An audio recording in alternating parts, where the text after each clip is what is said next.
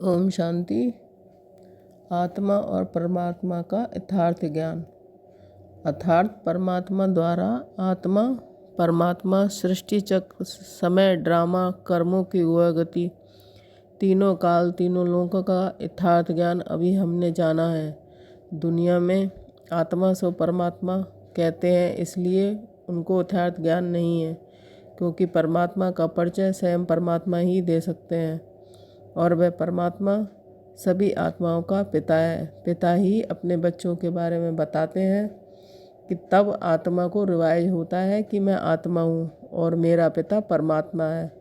मैं ऐसे एक्ट अर्थात पार्ट बजाती हूँ, एक शरीर छोड़कर दूसरा शरीर लेती हूँ। सभी आत्माएं निराकारी दुनिया परम धाम की रहने वाली हैं, जो हमारा परमानेंट घर है। वहाँ हमारे पिता परमात्मा भी रहते हैं। हमें वहाँ से बिछड़े हुए 5000 वर्ष हो चुके हैं, इसलिए गायन है कि आत्माएं परमात्मा अलग रहे बहुकाल। संगम युग पर परमात्मा आकर हम आत्माओं को ब्रह्मा के द्वारा अडॉप्ट करते हैं और हम आत्माओं का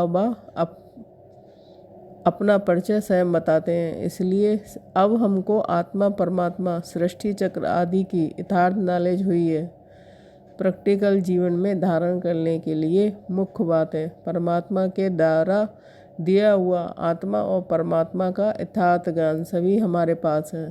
सबसे ऊंची मंजिल निरंतर परमात्मा की याद में रहना है। परमात्मा के द्वारा राजयोग व कर्मयोग सीखना और सिखलाना है।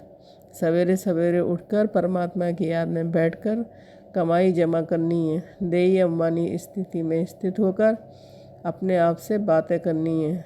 सोमान, मैं सदाशिव के साथ कंबाइंड रहने वाली शिव शक्ति आत्मा हूँ।